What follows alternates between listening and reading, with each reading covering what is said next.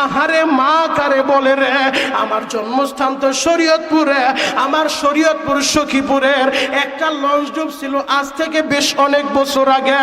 ওই ঢাকা সদরঘাট থেকে লঞ্চটা ছেড়ে আসছে সখীপুরের উদ্দেশ্যে।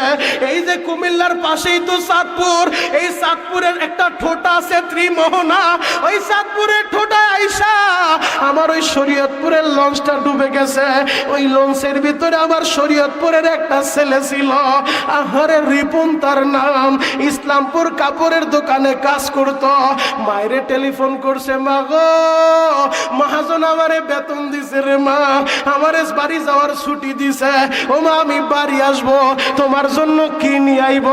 মা বলে বাবারে আমার জন্য কিছুই আনতে হবে না, তুই সুস্থভাবে বাড়ি আয়, এটাই আমি মা চাই।